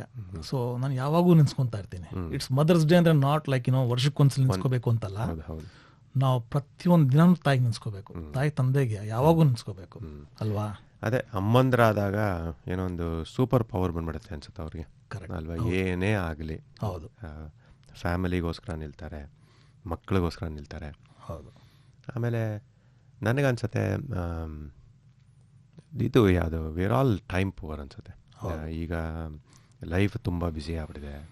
ಆ್ಯಂಡ್ ನಾವು ಜೀವನ ಕಟ್ಕೊಳ್ತಾ ನಮ್ಮ ಜೀವನ ನೋಡಿಕೊಂಡು ನಾವು ಅಪ್ಪ ಅಮ್ಮಂದರಿಗೆ ಅಷ್ಟು ಸಮಯ ಕೊಡ್ತಿಲ್ಲ ಅಂತ. ಯಾಕಂದರೆ ನಾವು ಮರ್ತೋಗ್ತೀವಿ ನಮ್ಮ ಜೀವನ ಇದೆ, ಬಟ್ ಹಾಗಿದ್ರೂ ಅಮ್ಮಂದ್ರಿಗೆ ನಾವಿನ್ನೂ ಚಿಕ್ಕ ಮಕ್ಕಳೇ. ಹೌದು. ಎಲ್ಲೇ ಇರಲಿ, ನಾವು ಅವ್ರು ಏನೇ ಇರಲಿ, ಅವ್ರಿಗೆ 24 ಗಂಟೆ ಬರೀ ಮಕ್ಕಳ ಬಗ್ಗೆ ಯೋಚಿಸೋದೆ. ಹೌದು. ಮಕ್ಕಳು ಮೊಮ್ಮಕ್ಕಳು ಅಂತ ಯೋಚಿಸೋದು. ಹೌದು. ಅದೇ ನೀವು ಯಾರು ನಿಮ್ಮ ತಾಯಿಂದ್ರ ಬಗ್ಗೆ ಏನಾದ್ರು ಮೆಸೇಜಸ್ ಇದ್ದರೆ, ಇಲ್ಲ ನಿಮಗೆ ಏನಾದ್ರು ಹೇಳಬೇಕು ಅಂತ ಇದ್ದರೆ ದಯವಿಟ್ಟು ಫೋನ್ ಮಾಡಿ 9816-2777. ಹಾಗೆ ಹೇಳ್ತಾ ನೀವು ಅಕಸ್ಮಾತು ನಿಮ್ಮ ಅಮ್ಮಂದ್ರ ಹತ್ರ ತುಂಬ ದಿನ ಆಗಿದೆ ಮಾತಾಡಿಲ್ಲ ಅಂದರೆ, ಈ ಕಾರ್ಯಕ್ರಮ ಕೇಳ್ತಾ ಇದ್ದರೆ ದಯವಿಟ್ಟು ಫೋನ್ ತೆಗೆದು ಮಾಡಿ. ಈಗ ಮಾಡಬೇಡಿ, ನಮ್ಮ ಕಾರ್ಯಕ್ರಮ ಮುಗಿದಾದ್ಮೇಲೆ ಫೋನ್ ಮಾಡಿ ಅಮ್ಮನ ಹತ್ರ ಮಾತಾಡಿ. ಯಾಕೆಂದರೆ ಲೈಫ್ ಇಸ್, ನಾವು we take life for granted, we take ಅಮ್ಮ ಫಾರ್ ಗ್ರಾಂಟೆಡ್. ಇಲ್ಲ ನಾಳೆ ಮಾತಾಡ್ಬೋದು ಅಂದ್ಕೊತೀವಿ, ಬಟ್ ಜೀವನ ತುಂಬಾ ಬ್ರೂಟಲ್ ಅನ್ಸುತ್ತೆ. ಒಂದು ಕ್ಷಣದಲ್ಲಿ ಹೋಗ್ಬಿಡುತ್ತೆ. ನಮ್ಮ ಅಮ್ಮನ ಬಗ್ಗೆ ಯೋಚಿಸಿದ್ರೂ ಅಷ್ಟೇ. ನಾನು 26 ವರ್ಷ, ಇವಾಗ ಒಂದು 6 ವರ್ಷ ಆಯಿತು. ಓಕೆ, 20 ವರ್ಷ ಈ ದೇಶಕ್ಕೆ ಬಂದಾದಮೇಲೆ ನಾನು ಪ್ರತಿದಿನ ಮಾತಾಡಿದ್ದೀನಿ, every single day, multiple times ಆ ಥರ. ಬಟ್ ಒಂದು ಕ್ಷಣದಲ್ಲೇ ಅಮ್ಮ ಹೋಗ್ಬಿಟ್ರು. ನೀವಿದ್ರಲ್ಲ ಅವಾಗ. ಸೊ ತುಂಬಾ ಕಷ್ಟ. ನಾವು ಅಂದ್ಕೊತೀವಿಲ್ಲ ಏನೋ ಹೇಳಬೇಕು ಅಂತ. ಇಲ್ಲ, ಅನ್ಕಂಡೀಷ್ನಲ್ ಲವ್. ದಯವಿಟ್ಟು ಅಪ್ಪ ಅಮ್ಮಂದರ ಹತ್ರ ಮಾತಾಡಿ, ನಿಮ್ಮ ಫ್ಯಾಮಿಲಿಯವ್ರ ಹತ್ರ ಮಾತಾಡಿ. ಯಾಕಂದರೆ ಜೀವನ ಹೆಂಗಾಗುತ್ತೋ ಗೊತ್ತಿಲ್ಲ. ಆ್ಯಂಡ್ ಕ್ರಿಯೇಟ್ ಮೆಮೊರೀಸ್, ತುಂಬ ಮೆಮೊರೀಸ್ ಕ್ರಿಯೇಟ್ ಮಾಡಿ ನಿಮಗೋಸ್ಕರ ಮತ್ತು ನಿಮ್ಮ ಮಕ್ಕಳು, ಅವ್ರ ಮೊಮ್ಮಕ್ಕಳಿಗೋಸ್ಕರ ಅವ್ರ ಹತ್ರ ಮಾತಾಡಿ. ಹೇಳಿ ಪ್ರಕಾಶ್. ಹೌದು. ಇನ್ನೊಂದೇನು ಗೊತ್ತಾ ಮಹೇಶ್, ನೋಡಿ, ತಂದೆ ತಾಯಿನವರು ನಮಗೆ 25 ವರ್ಷ 30 ವರ್ಷ ನೋಡ್ಕೊತಾರೆ ಅಲ್ವಾ. ನಾವು ಅವ್ರಿಗೆ ಅಟ್ಲೀಸ್ಟ್ ಒಂದು 10 ವರ್ಷ ನೋಡ್ಕೋಬೋದಲ್ವಾ. ಖಂಡಿತ. 30 ವರ್ಷ ನೋಡ್ಕೊಳಕ್ ಆಗಿಲ್ಲ ಅಂದ್ರೂ 10 ವರ್ಷ ನೋಡ್ಕೋಬೋದಲ್ವಾ. ಸೊ ನಾನೆಲ್ಲರಿಗೂ ಕೇಳ್ಕೊಳ್ಳೋದೇನಂತ ಹೇಳಿದ್ರೆ, ತಂದೆ ತಾಯಿ ಭಾಳ ಇಂಪಾರ್ಟೆಂಟ್ ಲೈಫಲ್ಲಿ. ಅವ್ರು ಇರೋ ತನಕ ಅವ್ರಿಗೆ ಚೆನ್ನಾಗಿ ನೋಡ್ಕೊಳ್ಳಿ. ವೆರಿ ಇಂಪಾರ್ಟೆಂಟ್ ಅಲ್ವಾ. ಇನ್ನೊಂದು, ಐ ಮೀನ್ ಮದರ್ಸ್ ಡೇ ಇವತ್ತು ಹೌದು, ಬಟ್ ಅಪ್ಪಂದರ ಬಗ್ಗೆ ಮಾತಾಡಬೇಕು ಅಂದರೆ, ಅಪ್ಪಂದರು ನೋಡೋದಕ್ಕೆ ಸ್ಟ್ರಾಂಗ್ ಅಷ್ಟೇ, ಬಟ್ ಒಳಗಡೆ ವೆರಿ ವೀಕ್. ಸೊ ನಾನು ಯಾವಾಗಲೂ ಎಲ್ಲರಿಗೂ ಹೇಳೋದೇನೆಂದರೆ, ನಿಮ್ಗೆ ಆದರೆ ಗಿವ್ ಡ್ಯಾಡ್ ಅ ಹಗ್. ಅಪ್ಪಂದರಿಗೊಂದು ಹಗ್ ಕೊಡಿ. ಯಾಕಂದರೆ ಅವರು ಇಲ್ಲ ಅಂತ ಸುಮ್ಮನೆ they act strong, but they not strong, internally very very weak. And I think they need that. So ಹಾಗೆ ಹೇಳ್ತಾ ಕಾರ್ಯಕ್ರಮ ಮುಂದುವರ್ಸೋಣ. ಈಗ ಇನ್ನೊಂದು ಹಾಡಿದೆ, ಬಹಳ ಚೆನ್ನಾಗಿರೋ ಹಾಡು, ಅದನ್ನು ಈಗ ಕೇಳೋಣ.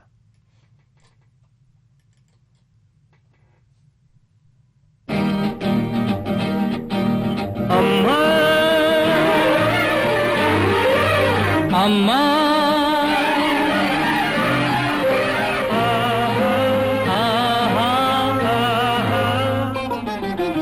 ಅಮ್ಮ ಎಂದರೆ ಏನೋ ಹರ್ಷವು, ನಮ್ಮ ಪಾಲಿಗೆ ಅವಳೇ ದೈವವು. ಅಮ್ಮ ಎನ್ನಲು ಎಲ್ಲ ಮರೆತೆವು, ಎಂದು ಕಾಣದ ಸುಖವ ಕಂಡೆವು. ಅಮ್ಮ ಎಂದರೆ ಏನೋ ಹರ್ಷವು, ನಮ್ಮ ಪಾಲಿಗೆ ಅವಳೇ ದೈವವು.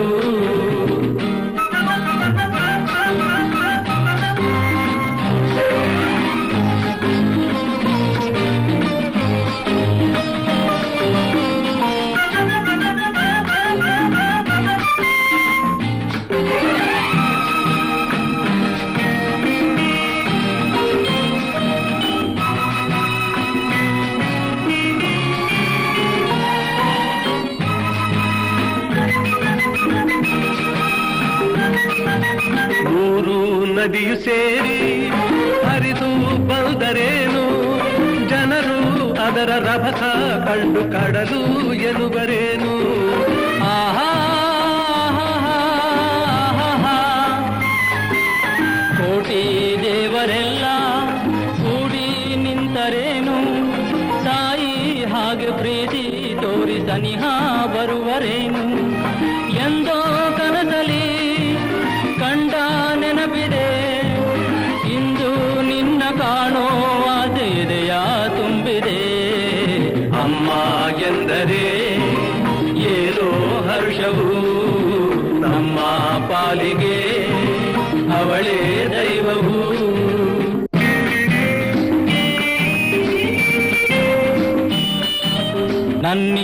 ವಯಸ್ಸು ಮರೆವೆ ಮಗುವೇ ಆಗಿ ಬಿಡುವೆ ಅಮ್ಮ ನಿನ್ನ ಕಂದ ಬಂದೆ ನೋಡು ಎನ್ನುವೆ. ಆಹಾ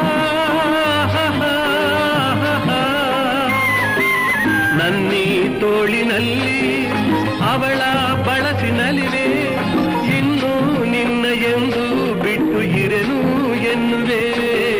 ತಾಯಿ ಮಡಿಲಲಿ ನಾವು ಹೂಗಳು ನಮ್ಮ ಬಾಳಿಗೆ ಅವಳೇ ಕಂಗಳು.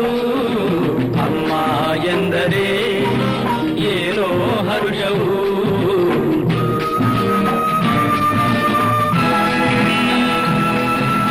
ಅಮ್ಮ ಎಂದರೆ ಏನೋ ಹರ್ಷವು ನಮ್ಮ ಬಾಲಿಗೆ. ತುಂಬಾ ಚೆನ್ನಾಗಿದೆ ಅಲ್ಲ ಅಲ್ಲ, ಎಷ್ಟು ಚೆನ್ನಾಗಿ ಲಿರಿಕ್ಸ್ ನೋಡಿ, ಎಷ್ಟು ಚೆನ್ನಾಗಿದೆ. ಅವಾಗೆಲ್ಲ ಲಿರಿಕ್ಸ್ ಎಷ್ಟು ಚೆನ್ನಾಗಿ ಬರೆಯೋರಲ್ವಾ. ಅದೇ ದೈವ ಖಂಡಿತ. ನಾವು ಅನ್ಕಂಡೀಷ್ನಲ್ ಲವ್, ಅನ್ವೇವರಿಂಗ್ ಸಪೋರ್ಟ್ ಮತ್ತು ಒಳ್ಳೆತನ, ಮೇನ್ ರೋಡ್. ನಾವು ಯಾವಾಗಲೂ ಅದೇ ಹೇಳೋರು, 2 ದಾರಿ ಇರುತ್ತೆ, ಒಂದು ಹೈವೇ ರಾಜಮಾರ್ಗ, ಇನ್ನೊಂದು ಇದು. ಸೊ ನೀವು ಯಾವಾಗಲೂ ಯಾವುದೇ ಟೈಮಲ್ಲಿ any decisions you have to take ensure ಅನ್ನೋರು, ಯಾಕಂದರೆ ಡೂ ದ ರೈಟ್ ಥಿಂಗ್ ಅಂತ. ಹಾಗೆ ಹೇಳ್ತಾ ಮಾಮ್ ಸ್ಟಾರ್ ಬಗ್ಗೆ ಹೋಗೋಣ. ಅಮ್ಮ ಅಂದರೆ ಭಯನೇ ತುಂಬಾ ಭಯ ಆಯಿತು ನಮಗೆ. 10th ಸ್ಟ್ಯಾಂಡರ್ಡ್ ತನಕ ಅನ್ಸುತ್ತೆ, 10th ಸ್ಟ್ಯಾಂಡರ್ಡ್ ತನಕ ತುಂಬಾ ಸ್ಟ್ರಿಕ್ಟ್ ಆಗಿರೋರು. ಆಸ್ ಅ ಮ್ಯಾಟರ್ ಫ್ಯಾಕ್ಟ್ 2019 ತನಕನೂ ಅಷ್ಟೇ, ನಾನು ಬೆಂಗಳೂರಿಗೆ ಹೋದರೆ ನಮಗೆ ಕರ್ಫ್ಯೂ ಇದ್ದೇ ಇರೋದು. 7 ಗಂಟೆಗೆ ಎಲ್ಲೇ ಇರಲಿ ಫೋನ್ ಮಾಡಿ ಹೇಳಬೇಕು ಎಲ್ಲಿದ್ದೀವಿ ಅಂತ. ಸೊ ಅದೇನಿದೆ ಅದೇ ಕೇಳೋರು, ಏನಿದು ಅಜ್ಜಿಗೆ ಫೋನ್ ಮಾಡಿ ಹೇಳ್ತಿದ್ದೆ ಅಂದ್ಬಿಟ್ಟು. ಸೊ ಆ ಥರ ಶಿಸ್ತು ಇತ್ತು. ನಾವು ಹಂಬಲ್ ಪಾಯಿ ಅಂತ ನಾವು ಮಾತಾಡಿದ್ವಿ, ಅದು ಬಿಂದಿಗೆ ತೊಗೊಂಡು ನೀರೆಲ್ಲ ಹೊಯ್ಯೋರು ಅಂತ. ಕರ್ಫ್ಯೂ ಬಗ್ಗೆನೂ ಮಾತಾಡಿದ್ವಿ. ನಾನು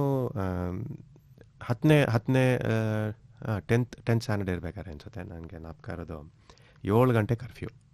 ಇಲ್ಲ, ಫಸ್ಟ್ PUC ಇರಬೇಕಾದ್ರೆ, ಯಾಕಂದರೆ ಅವಾಗ ನಮಗೆ ಲೂನಾ ಕೊಡಿಸಿದ್ರು ಮನೇಲಿ, ಲೂನಲ್ಲಿ ಓಡಾಡ್ತಿದ್ವಿ. ಸೊ 7 ಗಂಟೆ ಕರ್ಫ್ಯೂ, ಏನೇ ಇಲ್ಲ 7 ಗಂಟೆಗೆ ಮನೆಗೆ ಓಡಬೇಕು. ಏನೋ ಮಾತಾಡ್ತಾ ಇರ್ತೀವಿ ಫ್ರೆಂಡ್ಸ್ ಜೊತೆ, ಆವಾಗ ಟೈಮ್ ನೋಡ್ತೀವಿ 7:05 ಆಗ್ಬಿಟ್ಟಿದೆ. ಸೊ ನಾವು ಅಂದ್ಕೊತಿದ್ವಿ ಹೇಗಿದ್ರು ಮನೆಗೆ ಹೋದರೆ ಬೈತಾರೆ. ಸೊ 7 ಗಂಟೆಗೆ 7:15 ಸೇಮ್ ಬೈಯೋರು. ಸೊ 7 ಗಂಟೆಗೆ ಯಾಕೆ 7:05 ಯಾಕೆ ಹೋಗಬೇಕು, 7:15 ತನಕ ಮಾತಾಡಿಕೊಂಡು 7:15 ಆದಮೇಲೆ ಮನೆಗೆ ಹೋಗೋದು, ಆ ಥರ ಪುಷ್ ಮಾಡ್ತಾಯಿದ್ವಿ. ಇನ್ನೂ ನಾಪ್ಕ ಇದೆ, ಆವಾಗ 7:15 ಮನೆಗೆ ಹೋದರೆ ಕೆಳಗಡೆ ಬಂದು ಕಾಯೋರು, ಹೊರಗಡೆ ಗೇಟ್ ಹೊರಗಡೆ ನಿಂತ್ಕೊಂಡು ಅಮ್ಮ ಕಾಯೋರು. ನನ್ನ ಕೇಸಲ್ಲೂ ಅಷ್ಟೇ. ನಾನು ಸ್ಟಡಿ ಸ್ವಲ್ಪ ನಾನು ಸೀರಿಯಸ್ ಆಗಿ ತಗೊಳ್ತಿರಲಿಲ್ಲ ಅವಾಗ. ತುಂಬಾ ಆಟ ಆಡ್ತಾ ಇದ್ದೆ, ಯಾವಾಗೂ ರೋಡಲ್ಲೇ ಆಟ. ಗಿಲ್ಲಿ ದಾಂಡ್ಲಂತೆ, ಬಚ್ಚ ಅಂತೆ, ಗೋಲಿ ಅಂತೆ, ಬುಗುರಿ ಅಂತೆ ಆಟ ಆಡ್ಕೊಂಡಿರ್ತಾ ಇದ್ದೆ. ಯಾವಾಗ 7 ಗಂಟೆ ಒಳಗಡೆ ಬಾ ಓದಕ್ಕೆ ಶುರು ಮಾಡು ಅಂತ. ಯಾವತ್ತೂ ನಾನು 7 ಗಂಟೆಗೆ ಸ್ಟಾರ್ಟ್ ಮಾಡ್ತಿರಲಿಲ್ಲ. ಸೊ 7:30 8 ಗಂಟೆ ಆದ ತಕ್ಷಣ ನನಗೆ ಗೊತ್ತು, ಹೊರಗಡೆ ಹೋಗಿದ ತಕ್ಷಣ ಬೀಸ್ತಾರೆ. ಸೊ ಡಿಸಿಪ್ಲಿನ್ ಅಂತ ಬಂದಾಗ ನಮ್ಮ ಮನೆಯಲ್ಲಿ ನಮ್ಮ ತಾಯಿ ನಿಜವಾಗ್ಲೂ ನಮಗೆ ಕೊಡ್ತಾ ಇದ್ರು. ಬಟ್ ಅದೇ ಸೇಮ್ ಟೈಮ್ ಪ್ರೀತಿ ವಾತ್ಸಲ್ಯ ಅಂತ ಹೇಳಿದ್ರೆ like she was completely showering. ಆ ಲವ್ ಅನ್ನೋದು even today I can't forget. So ತಾಯಿ ಅನ್ನೋದು always like special place. Very very fond memories. Unfortunately I think ನಮಗೆ ಭಾಗ್ಯ ಈಗಿಲ್ಲ. ಬಟ್ ನಮ್ಮ ಮುಂಚೆನೇ ಹೇಳ್ದಂಗೆ ದಯವಿಟ್ಟು ಯಾರು ಅಮ್ಮನ ಹತ್ರ ಮಾತಾಡಿಲ್ಲ ಅಂದರೆ ದಯವಿಟ್ಟು ಫೋನ್ ಮಾಡಿ, ಇಲ್ಲಾಂದರೆ ಇದೇ ಸಿಟೀಲಿ ಇಲ್ಲ ಬೇರೆ ಕಡೆ ಇದ್ದರೆ ದಯವಿಟ್ಟು ಹೋಗಿ ಮೀಟ್ ಮಾಡಿ. ಯಾಕೆಂದರೆ ಅವ್ರಿಗೇನಿಲ್ಲ, ಏನು ಬೇಕಾಗಿಲ್ಲ, ಸುಮ್ಮನೆ ಒಂದ್ಸತಿ ಫೋನ್ ಮಾಡಿಬಿಟ್ಟು ಚೆನ್ನಾಗಿ ಮಾತಾಡೋದು. ಇವರು ಶಿವರಾಮ್ ಆಂಟಿ ಹೇಳ್ದಂಗೆ ಏನಿಲ್ಲ, ಸುಮ್ಮನೆ ಒಂದ್ಸತಿ ಮಾತಾಡಬೇಕು. ಅವರು ಅಷ್ಟೇ ಎಷ್ಟು ಚೆನ್ನಾಗಿ ಕವನ ಬರೆದು ಕಳಿಸಿದ್ದಾರೆ. ಹೌದು. ಇನ್ನೊಂದು ಸ್ಕೂಲ್ಗೆ ಈಗಲೂ ಅಷ್ಟೇ ನಾನು ತುಂಬ ನೋಟಿಸ್ ಮಾಡ್ತೀನಿ. ಬೆಂಗಳೂರಿಗೆ ಹೋದಾಗ ಬೆಳಗ್ಗೆ 7:30 8:30 ಒಳಗಡೆ ನೋಡಿದ್ರೆ ನೀವು ಸ್ಕೂಲ್ ಬಸ್ಗಳು ಬರ್ತಾ ಇರುತ್ತೆ. ಮಕ್ಕಳು ಅವ್ರನ್ನ ಮಕ್ಕಳಿಗೆ ತಿನ್ನಿಸ್ಕೊಂಡು ಅಮ್ಮಂದರು ಅವ್ರಿಗೆ ಬಸ್ಸಿಗೆ ಹಾಕೋಕ್ಕೆ ಅಂದ್ಬಿಟ್ಟು. ನಾವು ಸ್ಕೂಲ್ಗೆ ಹೋಗ್ಬೇಕಾದ್ರೆ 7:45 8 ಗಂಟೆ ಎಲ್ಲರೂ ರೆಡಿ ಆಗೋರು. ಅಕ್ಕಪಕ್ಕದ ಮನೆಯವರೆಲ್ಲ ಒಂದೊಂದ್ಸತಿ ರೆಡಿ ಆಗ್ಬಿಟ್ರು. ಯಾಕೆಂದರೆ ಯಾವುದೋ ಒಂದು ಅಮ್ಮ ಕೂಗಿರೋರು, ರೆಡಿ ಆಗ್ರು ಅಂದ್ಬಿಟ್ಟು. ಅದನ್ನು ಕೇಳಿಗೆ ನಮಗೆ ಭಯ, ನಮ್ಮಮ್ಮ ಹೇಳೋಕ್ಕಿಂತ ಮುಂಚೆ ರೆಡಿ ಆಗೋಣ ಅಂತ ನಾವು ರೆಡಿ ಆಗ್ತಿದ್ವಿ. ಹೌದು. ಆಮೇಲೆ ಲಂಚ್ ಟೈಮಲ್ಲಿ ಅಮ್ಮ ಟಿಫಿನ್ ಕ್ಯಾರಿಯರ್ ತಂದು ಕೊಡೋರು. ಸೊ ಬಿಸಿ ಬಿಸಿ ಅನ್ನ ಸಾರು. ನಮ್ಗೆ ಏನಂದರೆ ನಾವು ಟೀನೇಜರ್ಸ್ ಆಗ್ಬೇಕಾದ್ರೆ ನಮಗೂ ಸ್ವಲ್ಪ ಅನ್ಕಂಫರ್ಟಬಲ್ ಬಂದ್ಬಿಟ್ಟು ತಲೆಬಾಚೋರು ನಮಗೆ. PPC ಸದಾಶಿವನಗರಲ್ಲೇ ಬಂದ್ಬಿಟ್ಟು ತಲೆಬಾಚಿ, ಅದಕ್ಕೆ ನಮಗೆ ಯಾಕಂದರೆ ಫ್ರೆಂಡ್ಸ್ ಎಲ್ಲ ನೋಡ್ತಾರೆ ಅಂತ. ಬಟ್ ಈಗ ಯೋಚಿಸಿದ್ರೆ I think they were the golden times. So ಇನ್ನೊಂದಷ್ಟು ಸಂದೇಶಗಳು ಬಂದಿದೆ, ಅದನ್ನು ಈಗ ಕೇಳೋಣ ಪ್ರಕಾಶ್. ಓಕೆ. ಬೆಂಗಳೂರಿನಿಂದ ಪುಷ್ಪಾ ಗುರುದೀಕ್ಷಿತ್. ಅಮ್ಮ ಆ ಅಂದರೆ ಅಕ್ಕರೆಯ ಮಮತಾಮಯಿ ಮೂರ್ತಿ. ಅಕ್ಕರೆಯ ಸಕ್ಕರೆಯನ್ನು ಮಮತೆಯ ಮೂಲಕ ಉಣಿಸುವ ನಮ್ಮೆಲ್ಲರ ಮೊದಲ ಆತ್ಮೀಯ ವ್ಯಕ್ತಿ. ಬೆಳಿಗ್ಗೆ 6 ಗಂಟೆ ಆಗ್ತಿದ್ದಂಗೆ ಪುಷ್ಪ ಏಳು, ಬಾಗಿಲಿಗೆ ನೀರು ಹಾಕಿ ಸ್ಕೂಲಿಗೆ ರೆಡಿಯಾಗು ಅನ್ನುತ್ತಿದ್ದ ಮಾತುಗಳು.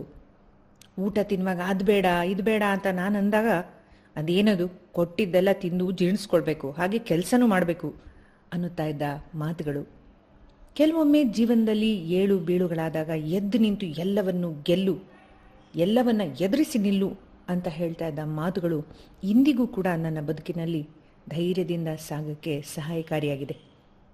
ನಾನು ತಾಯಿಯಾದಾಗ ನನ್ನ ಮಗಳಿಗೆ ಹುರಿದುಂಬಿಸಿದ ಮಾತುಗಳು, ನನ್ನ ಮಗಳು ಈಗ ಅವಳ ಮಗಳನ್ನು ಪ್ರೋತ್ಸಾಹಿಸುವ ರೀತಿ ಎಲ್ಲವನ್ನ ನೋಡಿದಾಗ ತಾಯಿಯ ಹೊಣೆ ಎಲ್ಲ ಜವಾಬ್ದಾರಿಯನ್ನು ಹೊರುವ ಒಂದು ಅತಿ ದೊಡ್ಡ ಉನ್ನತ ಸ್ಥಾನ ಅನ್ನೋದು ಅನುಭವವಾಗಿದೆ.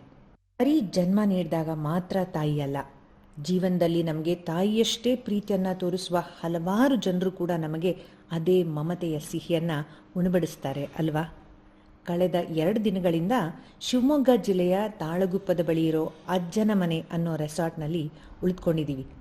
ಇಲ್ಲಿನ ಆತಿಥ್ಯ ನಿಜವಾಗಿಯೂ ಅಜ್ಜನ ಮನೆಗೆ ಬಂದು ಅಜ್ಜಿ ಅಥವಾ ತಾಯಿಯ ಪ್ರೀತಿಯನ್ನು ಅನುಭವ ಮಾಡದಂತಾಗಿದೆ. ಬೆಳಿಗ್ಗಿನ ಕಾಫಿಯೊಂದಿಗೆ ಪ್ರಾರಂಭವಾಗುವ ಇವರ ಆತಿಥ್ಯ ಹೊತ್ತಿಗೂ ತಿಂಡಿ, ಊಟ, ಅದರಲ್ಲೂ ಮಲೆನಾಡಿನ ರುಚಿಯಾದ ಅಡುಗೆಗಳು ಎಲ್ಲದಕ್ಕೂ ಮೀರಿ ಅವರ ಸ್ನೇಹಪೂರಿತ ನಡವಳಿಕೆ ನಮ್ಮ ಮನಸ್ಸಿಗೆ ಅಮ್ಮನ ಪ್ರೀತಿಯನ್ನು ನೆನಪಿಸಿದೆ. ಅಜ್ಜನ ಮನೆಯ ಎಲ್ಲ ಕಾರ್ಯಕರ್ತರಿಗೂ ಹಾಗೂ ಅದರ ಸಂಸ್ಥಾಪಕರಿಗೂ ನಮ್ಮ ಹೃತ್ಪೂರ್ವಕ ಧನ್ಯವಾದಗಳು. ಅಮ್ಮಂದ್ರ ದಿನದ ಹಾರ್ದಿಕ ಶುಭಾಶಯಗಳನ್ನು ಎಲ್ಲರಿಗೂ ಕೋರ್ತೇನೆ. ಧನ್ಯವಾದ. ನನ್ನ ಅಮ್ಮ ನಮ್ಮನ್ನೆಲ್ಲ ಆಗಲೇ 3 ವರ್ಷ ಆಗ್ತಾ ಬಂತು. ಆದ್ರೂ ಅಮ್ಮ ಯಾವಾಗಲೂ ನನ್ನ ಜೊತೆನಲ್ಲೇ ಇರ್ತಾ ಇದ್ದಾರೆ ಅನ್ನೋ ಭಾವನೆ ನನಗೆ. ನನ್ನ ಮುಂದಿನ ವರ್ಷಗಳಲ್ಲಿ ಅಮ್ಮನ ಒಲವು ಮತ್ತು ಆಶೀರ್ವಾದ ಈ ನೆರಳಲ್ಲಿ ಬಾಳುವಂತೆ ಆಗಲಿ ಅಂತ ದಿನಾನು ನಾನು ದೇವರನ್ನ ಪ್ರಾರ್ಥಿಸ್ತೇನೆ.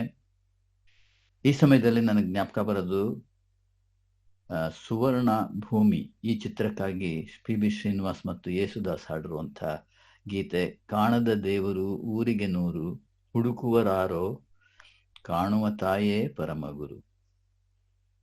ಮದರ್ಸ್ ಡೇ ದಿನದಂದು ಹಿರಿಯ ಮತ್ತು ಕಿರಿಯ ತಾಯಂದಿರಿಗೆಲ್ಲ ನನ್ನ ಹಾರ್ದಿಕ ಶುಭಾಶಯಗಳು. ರಾಜ್ ನಟರಾಜನ್. ಧನ್ಯವಾದಗಳು. ತುಂಬಾ ಎಮೋಷ್ನಲ್ ಮೆಸೇಜಸ್ ಪ್ರಕಾಶ್. ಹೌದು. ಕಾರ್ಯಕ್ರಮ ಅದೇ ಮುಂದುವರ್ಸೋಣ.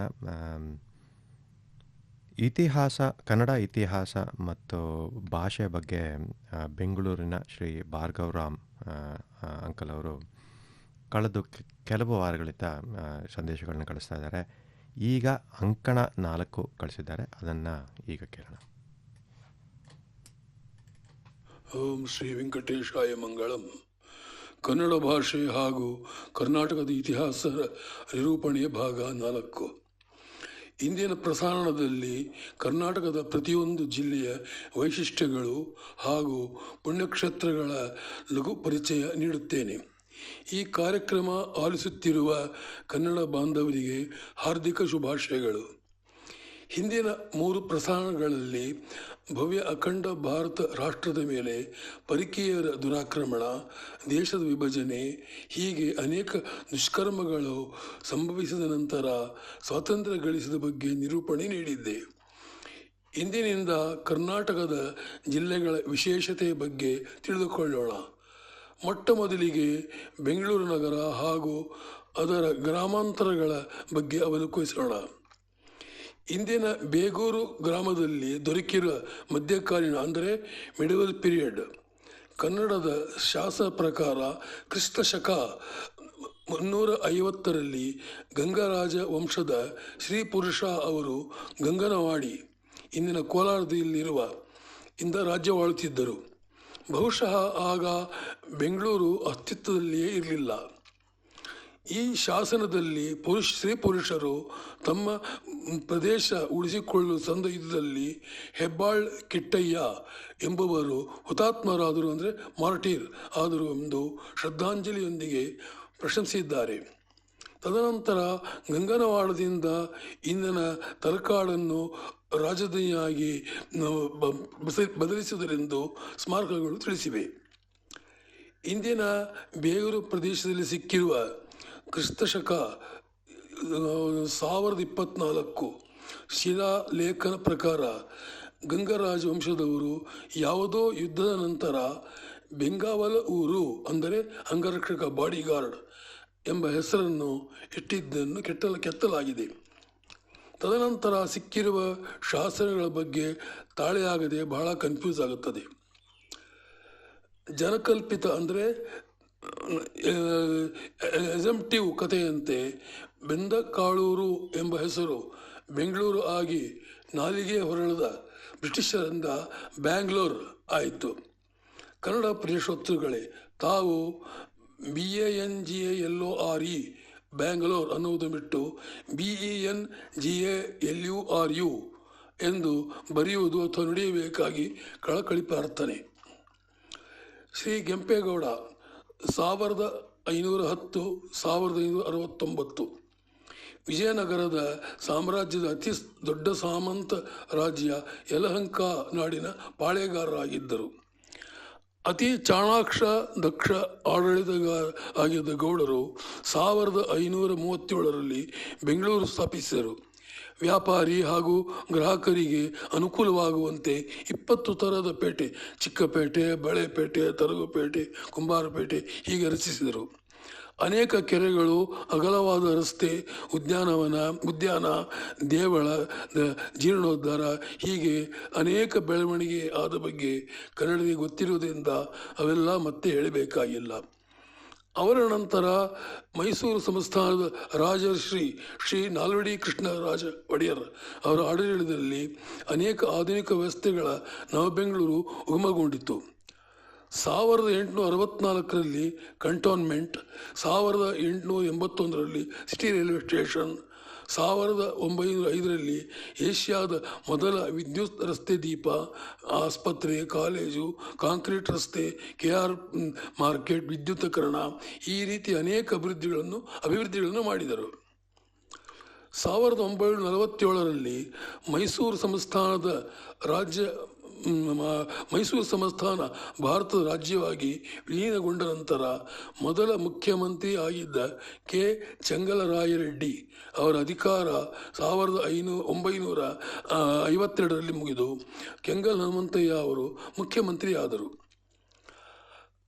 ಅವರಿಗೆ ಮೈಸೂರು ನಗರವು ರಾಜಧಾನಿಯಾಗಿ ಮುಂದುವರಿಯಲು ಇಚ್ಛಿಸದೆ ಬೆಂಗಳೂರಿಗೆ ವರ್ಗಾಯಿಸಬೇಕೆಂದು ಅಂದರು. ರಾಜಕಾರಣಿಗಳ ಹಠದ ಮುಂದೆ ಮಹಾರಾಜರು ತಲೆಬಾಗಬೇಕು ಎನ್ನುವಂತೆ KC ರೆಡ್ಡಿ ಹಾಗೂ ಕೆಂಗಲ್ ಅವರು ಗೆದ್ದರು. ಅವರಿಬ್ಬರ ಮನಸ್ಸಿನಲ್ಲಿ ರಿಟೈರ್ಡ್ ಪರ್ಸನ್ಸ್ ಪ್ಯಾರಡೈಸ್ RIP ಎಂದು ಪ್ರಖ್ಯಾತವಾಗಿದ್ದ ಬೆಂಗಳೂರನ್ನು ವಿಗರಸ್ ಇಂಡಸ್ಟ್ರಿಯಲ್ ಪ್ಯಾರಡೈಸ್ VIP ಆಗಿ ಬದಲಿಸಬೇಕೆಂಬ ಮಹೋನ್ನತ ದೃಷ್ಟಿ ಹೊಂದಿದ್ದರು.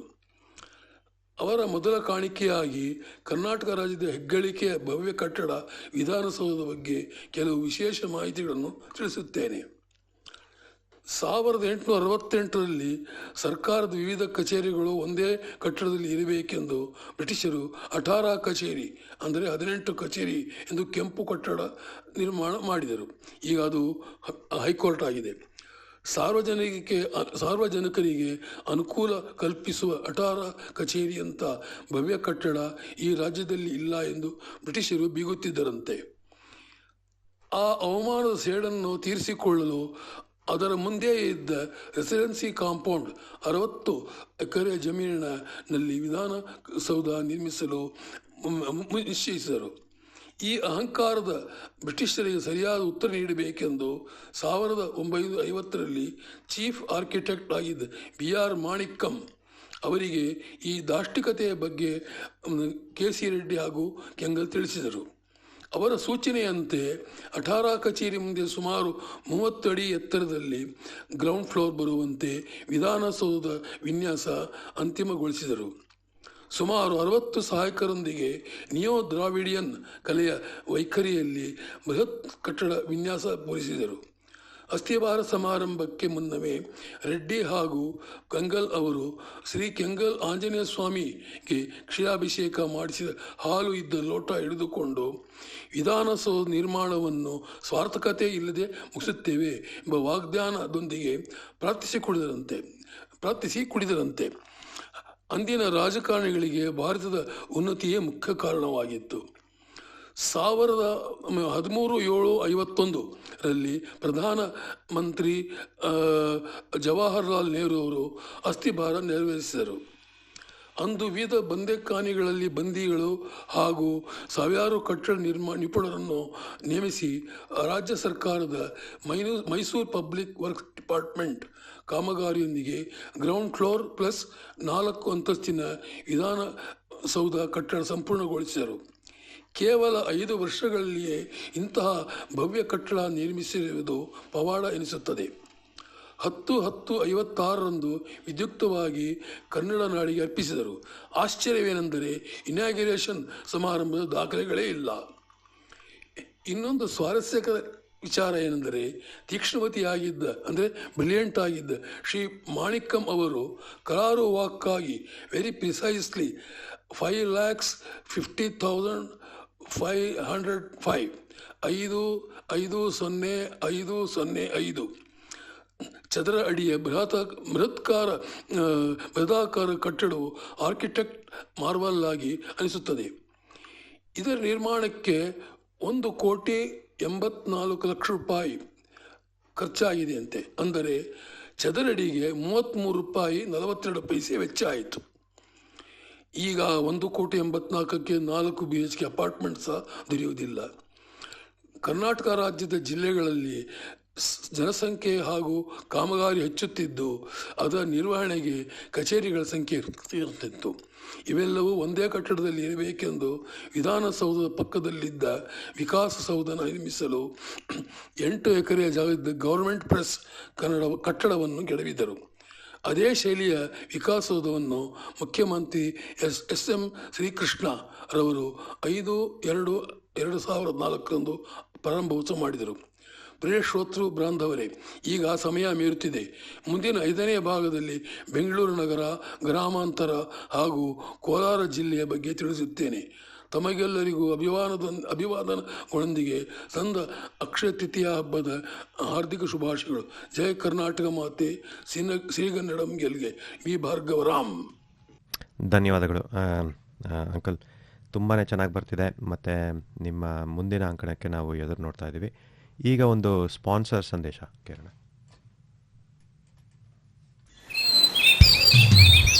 Who won't want to get away from it all? Yet be close to the best wine and cheese country, hot air ballooning and all that the Hunter Valley has to offer.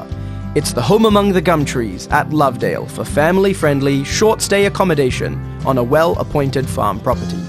Home Among the Gum Trees sleeps up to 8 people comfortably with modern amenities oriented to family fun and entertainment. 2RRR sponsor Home Among the Gum Trees at Lovedale is the perfect place to stay in the heart of the Hunter Valley. For further inquiry, go to homeamongthegumtrees at weekender.com.au.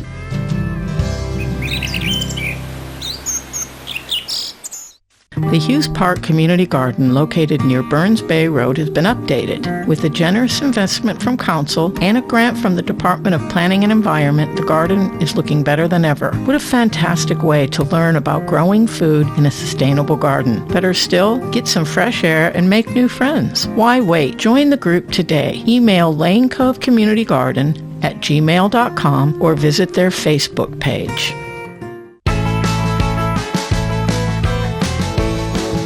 Hi there, I'm John Lee. Join us on Tuesday Arvo from 2 to 4 and Saturday mornings from 6 to 8 a.m. and experience the sounds of country in the Electric Barnyard. The place to be is on 2RRR 88.5 FM. Oh yeah, you gotta go country.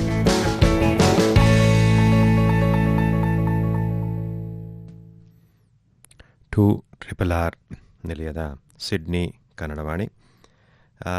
ಹೀಗೆ ಹೇಳ್ತಾ ಮುಂದೆ ಇನ್ನೊಂದಷ್ಟು ಅಮ್ಮಂದಿರ ದಿನ ಸಂದೇಶಗಳು ಬಂದಿದೆ, ಅದನ್ನು ಕೇಳೋಣ. Sydney Kannadavani ಶ್ರೋತೃಗಳಿಗೆಲ್ಲ ಉಮಾಕಟ್ಟಿಯ ನಮಸ್ಕಾರಗಳು ಹಾಗೂ ಮಾತೃದಿನದ ಶುಭಾಶಯಗಳು. ನನ್ನ ಅಮ್ಮ ನನಗೆ ಎಷ್ಟು ಪ್ರಿಯರೋ ಅದಕ್ಕಿಂತ ಹೆಚ್ಚು ಆದರ್ಶಪ್ರಾಯರು. ಅವರ ಹೃದಯವಂತಿಕೆ, ಅವರ ಜೀವನೋತ್ಸಾಹ ನನಗೆ ದಾರಿದೀಪ. ನನ್ನ ಮಗಳು ನನ್ನ ಪ್ರಾಣ, ಅವಳಿರುವು ನನಗೆ ಮೇರೆ ಇರದ ಮುದ. ನನ್ನ ಅಮ್ಮ ನನಗೆ ಹೇಗೋ ಅದರ ಅರ್ಧದಷ್ಟು ನಾನು ನನ್ನ ಮಗಳಿಗೆ ಆದರೆ ನಾನು ಧನ್ಯೆ ಎಂದುಕೊಳ್ಳುತ್ತೇನೆ.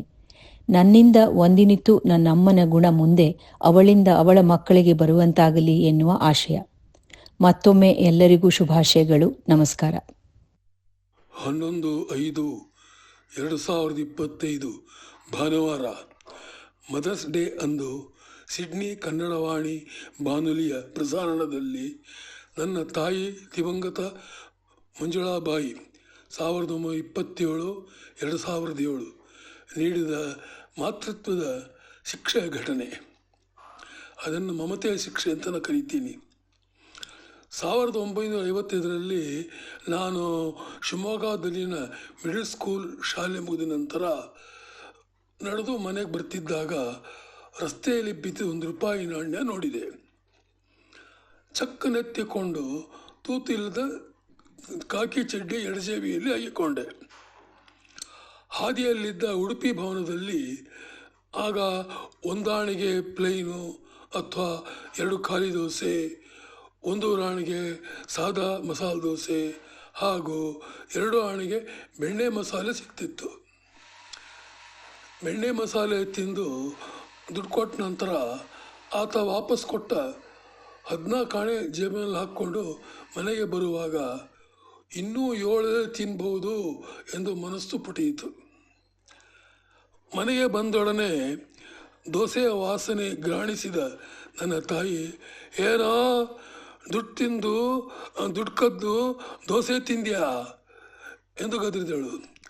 ನಿಜವಾಗ್ಲೂ ಇಲ್ಲಮ್ಮ ಎಂದು ಅಳುತ್ತಾ ದುಡ್ಡು ಸಿಕ್ಕಿದ್ದ ಹೇಳಿದೆ.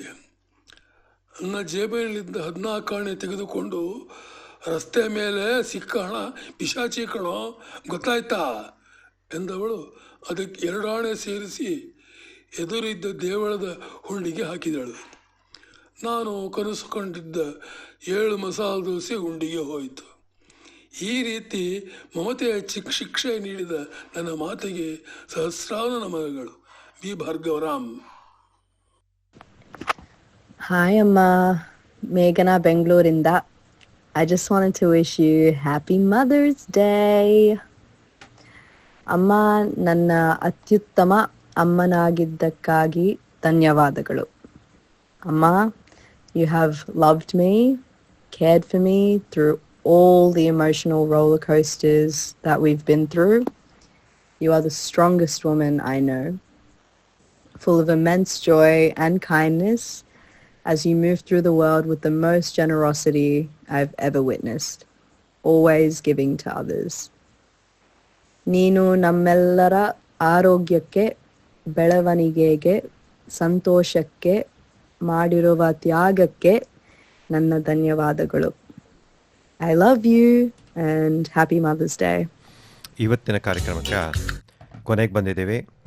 ಇವತ್ತಿನ ಕಾರ್ಯಕ್ರಮದಲ್ಲಿ ಭಾಗವಹಿಸಿದ ಎಲ್ಲರಿಗೂ ಧನ್ಯವಾದಗಳು ಅಂತ ಹೇಳ್ತಾ ನಿಮ್ಮನ್ನು ಬೀಟ್ಕೊಡ್ತಾ ಇದ್ದೀನಿ. ನಾನು ಮಹೇಶ್ ರಾವ್, ಪ್ರಕಾಶ್ ದೇವ್. ಕನ್ನಡ ಉಳಿಸಿ, ಕನ್ನಡ ಬಳಸಿ, ಕನ್ನಡ ಬೆಳೆಸಿ. ಸರ್ವೇ ಜನಾಃ ಸುಖಿನೋ ಭವಂತು. ಧನ್ಯವಾದಗಳು. ಧನ್ಯವಾದಗಳು. ನಮಸ್ಕಾರ.